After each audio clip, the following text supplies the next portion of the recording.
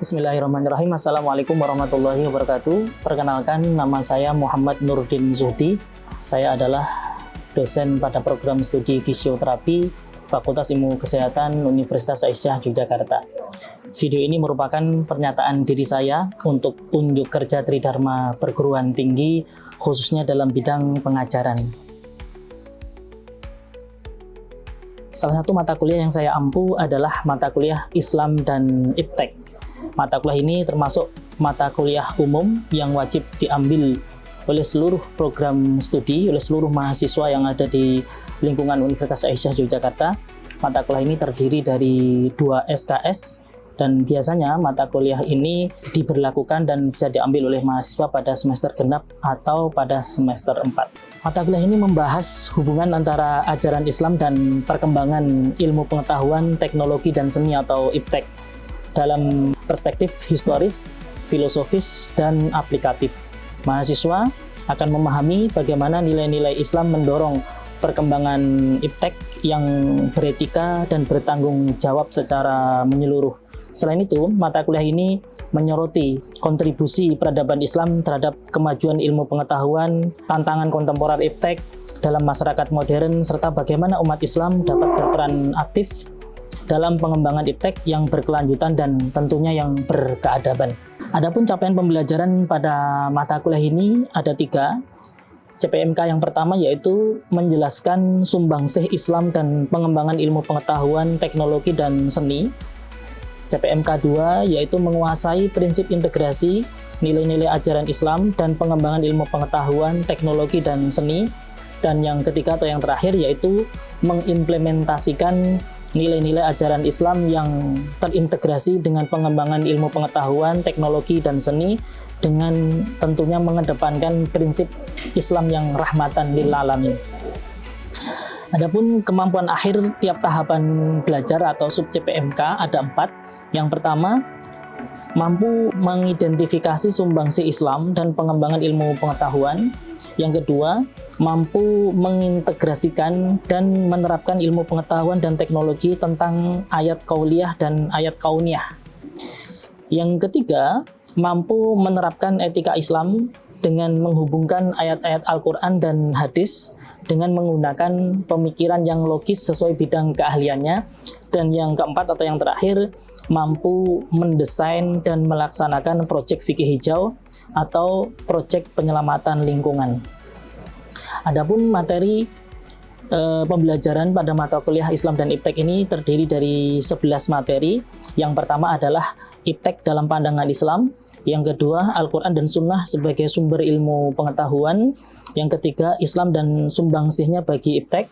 Yang keempat, sejarah hubungan Islam dan sains. Yang kelima, bangkitnya Eropa dan kemunduran Islam. Yang keenam, sains dan kebangkitan Islam. Dan yang ketujuh, paradigma integrasi sains dan Islam, mengenal pendekatan Bayani, Burhani, dan Irfani. Yang kedelapan, etika pengembangan dan penerapan Iptek. Yang kesembilan, Islam, sains, dan penciptaan alam semesta. Yang ke-10, agama dan kelestarian lingkungan. Yang ke-11, desain proyek fikih hijau. Dan yang terakhir adalah implementasi proyek fikih hijau. Adapun basis evaluasi pada mata kuliah Islam dan Iptek ini dibagi menjadi 2. Yang pertama adalah ranah afektif atau keterampilan. Yang kedua adalah ranah kognitif atau pengetahuan.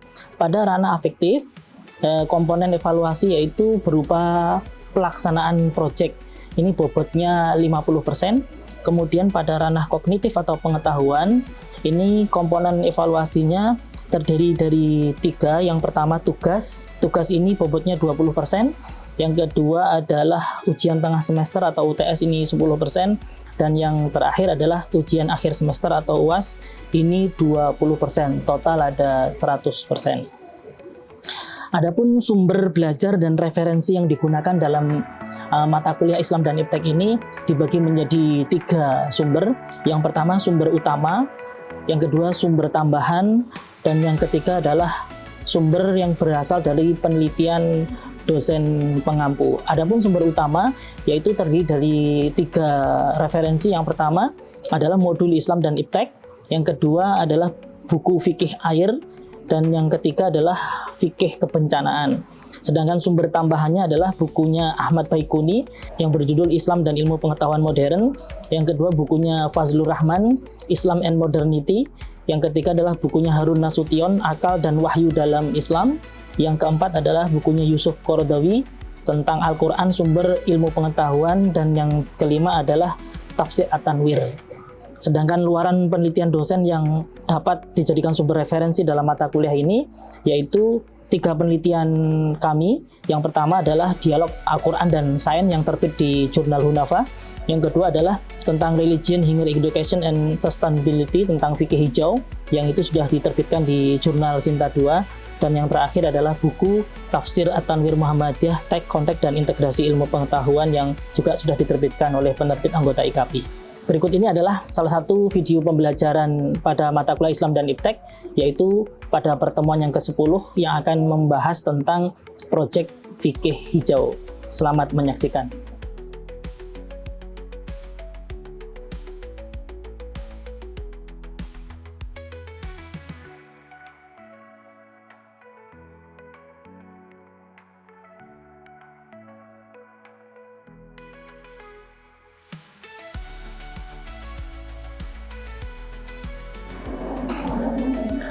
Bismillahirrahmanirrahim. Assalamualaikum warahmatullahi wabarakatuh. Selamat sore teman-teman mahasiswa, semuanya sehat? Baik, marilah kita awali perkuliahan kita dengan membaca basmalah. Bismillahirrahmanirrahim. Raditu billahi rabban wa bil Islam wa bi Muhammadin wa rasulah. Rabbi zidni ilma. Baik, kita ngaji terlebih dahulu seperti biasa. Surat apa, Mas Al-Fajr? Silakan dibuka surat Al-Fajr. A'udzu billahi minasy syaithanir rajim.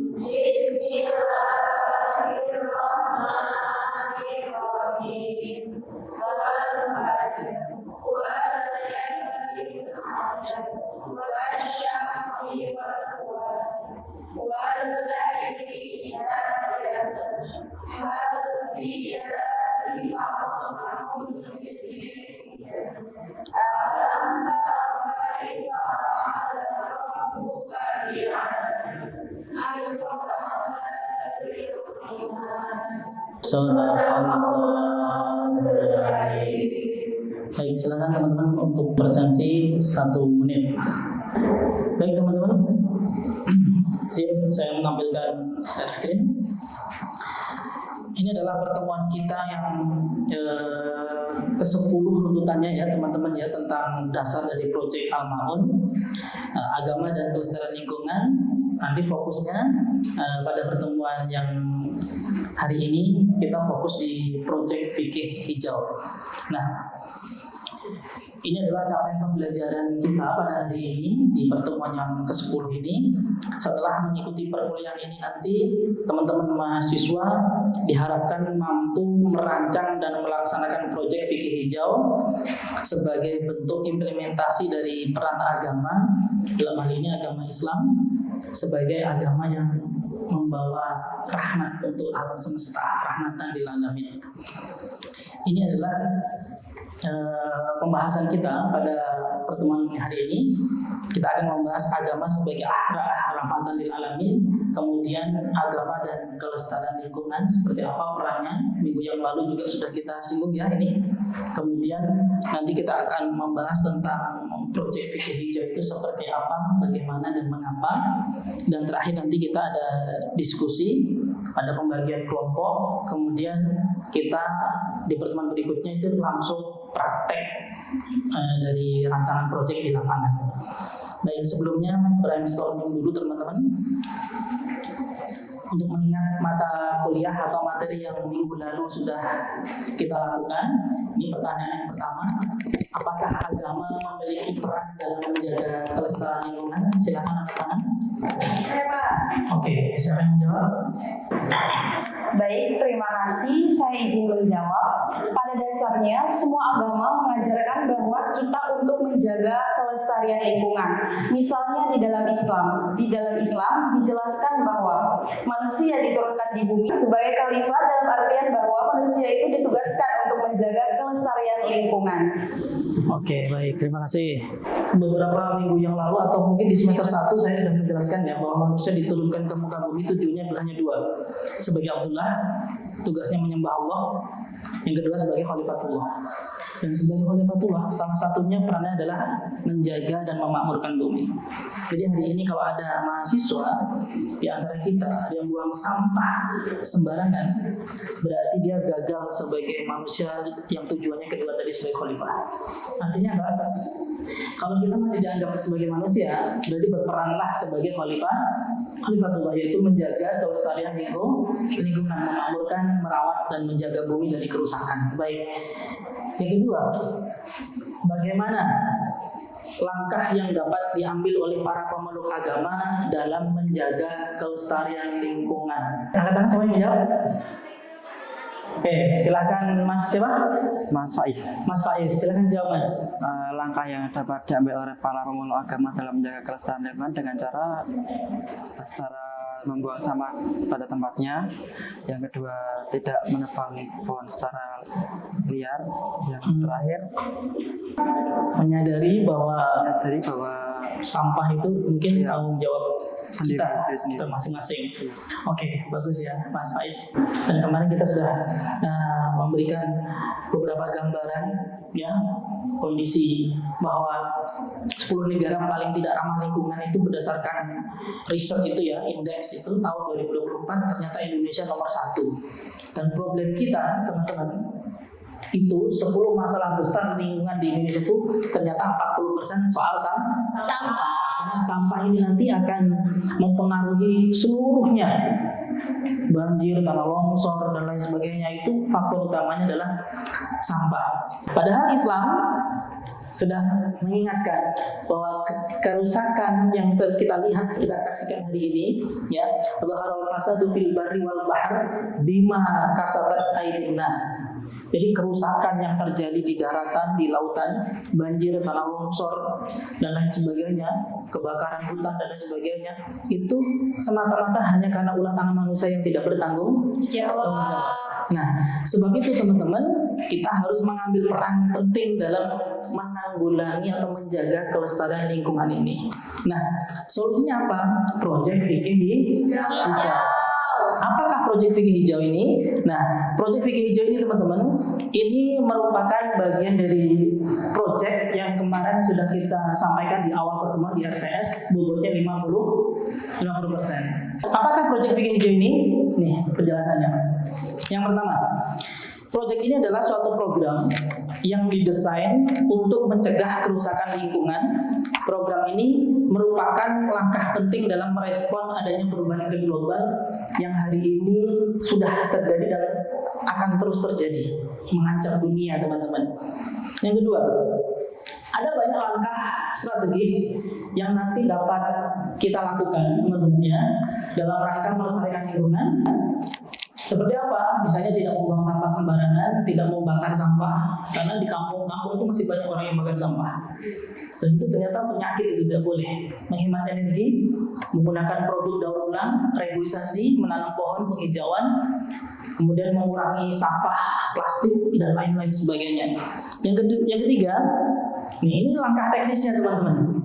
Ya, nanti teman-teman bisa melakukan normalisasi sungai atau irigasi, jadi membersihkan dari sampah plastik. Ada aliran sungai yang sudah tidak berfungsi difungsikan lagi. Kenapa tidak berfungsi? Karena sampah sudah menjadi apa ya? Ibaratnya kerak ya kalau di kamar mandi itu. Nah, kemudian membuat resapan air, mungkin di daerah itu sering terjadi banjir, ketika disurvei tidak ada resapan air, teman-teman bisa membuat resapan air. Kemudian bisa membuat bank sampah. Nanti contoh-contohnya di YouTube banyak. Kemudian pelatihan daur ulang sampah, menanam pohon, reboisasi ini paling mudah. Kemudian pelatihan menanam sayur-sayuran dengan sistem hidroponik pakai botol-botol bekas minuman itu bisa digunakan untuk menanam cabai, tanam terong dan sayur-sayuran dan sebagainya.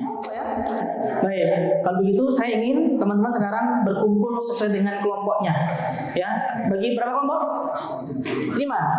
Oke, saya tunjuk ya, kelompok 1 di sini, kelompok 2 di sana, kelompok 3 di sini, kelompok 4 di sana, 5 di situ. Oke, silakan berkumpul. Tolong ditunjuk koordinator kelompoknya. Oke. Sudah? Kelompok apa nih? Reboisasi ya? Siapa koordinatornya? Oh, Imam. Mas siapa? Randy. Oke. Terus kelompok normalisasi? Oke, kelompok apa itu tadi? Konservasi? Faiz. Oke, Mas. Ikhlas ya, Mas. Oh, untung ada laki-lakinya semua satu. Kelompok apa tadi? Green Technology. Apa? Siapa? Oke, semangat tertekan banget Mas jadi imam Mas. Oke, kelompok zero. Siapa? Siap Mas? Oke. Perhatikan. Kemudian ya, Anda berdiskusi rencana-rencana proyek fikih hijau yang mau dilakukan apa? Saya kasih waktu sekitar 3 menit cukup. Kemudian nanti setelah sudah ketemu, nanti survei dan membuat poster dan kemudian nanti proyek lapangan. Ya, saya kasih waktu sekitar 5 menit untuk diskusi. Syukur 3 menit selesai. Rancangan proyeknya kira-kira apa? Tidak harus sesuai dengan nama kelompoknya. Ya. Oke teman-teman? Oke, silakan berdiskusi untuk proyek fikih hijau mau melakukan proyek apa sebagai penerapannya.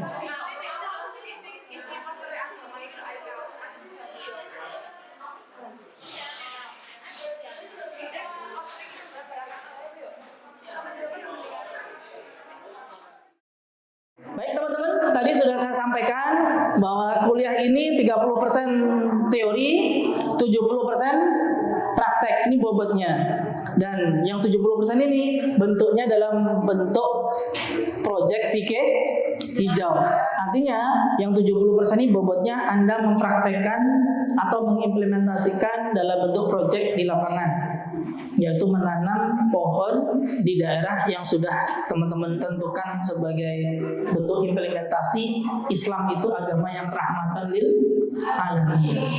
Rahmat itu kasih sayang, alam itu alam semesta. Jadi tunjukkan bahwa Islam itu agama yang menjaga, memakmurkan dan melindungi, merawat. Dan kita ketemu di lapangan di proyek fikih hijau yang akan kita lakukan bersama-sama. Saya kira itu teman-teman pengantar teori pada hari ini. Ada pertanyaan? Tidak ada? Baik, jika tidak ada, mari kita tutup perkuliahan ini dengan baca hamdalah. Alhamdulillahirrahmanirrahim. Terima kasih, ketemu di lapangan ya teman-teman untuk melaksanakan proyek fikih hijau. Matur nuwun. Assalamualaikum warahmatullahi wabarakatuh.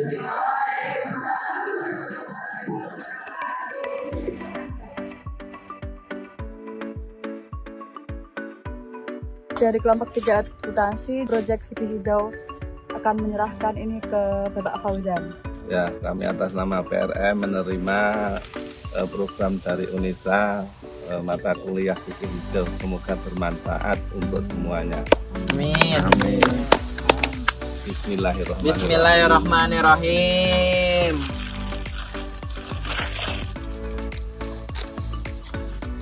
Sampulnya biar Pak Fauzan nguruk, Pak Fauzan nguruk. Nanti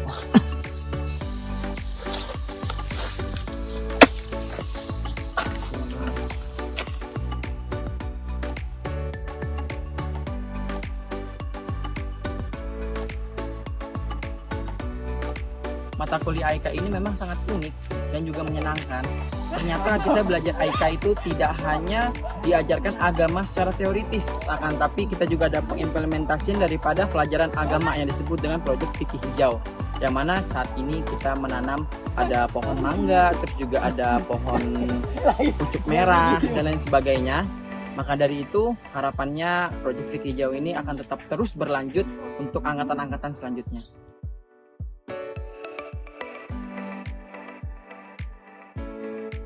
Kami sebagai warga Guntur, Peyongan Sabotati menyambut dengan senang hati dan positif program proyek fikih hijau dari UNISA, mata kuliah AIK betul-betul bisa memberi manfaat di kampung kami, dan semoga program ini dapat menambah rindangnya kampung kami. Semoga bermanfaat. Bravo untuk UNISA Yogyakarta.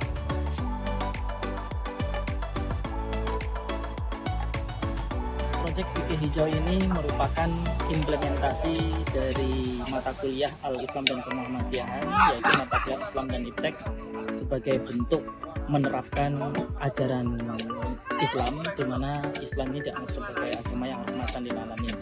Mahasiswa tidak hanya diajarkan tentang ayat-ayat dan dalil-dalil secara teoritis di dalam kelas, tetapi proyek fikih hijau ini membuktikan bahwa pembelajaran mata kuliah agama di dalam kelas ini harus diimplementasikan dalam bentuk perbuatan nyata di lapangan.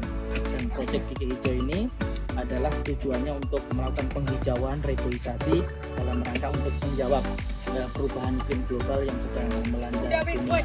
Mudah-mudahan proyek fikih hijau ini nanti bisa berdampak yang bagus untuk menjaga kelestarian lingkungan di Indonesia. Yang dilakukan oleh mahasiswa AB hari ini menanam beberapa pohon, semoga hari ini nanti bisa bermanfaat yang baik untuk lingkungan di sini. Terima kasih.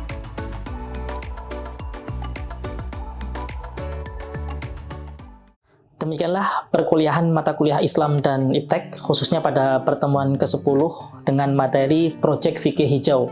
Pada materi yang ke-10 ini, metode yang digunakan adalah active learning, di mana mahasiswa tidak hanya berfokus mendengarkan ceramah satu arah dari dosen saja, tetapi dengan metode active learning ini, mahasiswa diajak aktif terlibat dalam seluruh kerangkaian perkuliahan, mulai dari diskusi, debat, kemudian memecahkan studi kasus, dan tentunya dalam hal ini kita mengangkat suatu proyek lapangan, yaitu proyek fikih hijau. Proyek fikih hijau ini diharapkan dapat memberikan dampak yang positif bagi kelestarian lingkungan, sehingga peran mata kuliah Islam dan Iptek ini tidak hanya berhenti di ruang-ruang kelas secara teoritis, tetapi juga dampak aplikatifnya dapat dirasakan secara langsung bagi masyarakat luas, khususnya terkait dengan kelestarian lingkungan. Disampaikan terima kasih kepada seluruh mahasiswa yang sudah terlibat aktif dalam perkuliahan ini, khususnya dalam melaksanakan proyek fikih hijau. Juga disampaikan terima kasih kepada seluruh mitra yang telah mengizinkan mahasiswa kami untuk melaksanakan proyek di tempat mitra berada. Mudah-mudahan proyek ini sekali lagi bisa memberikan sumbangsih yang berarti bagi kelestarian lingkungan, di mana perubahan iklim global hari ini telah mengancam dunia. Demikian, terima kasih. Wassalamualaikum warahmatullahi wabarakatuh.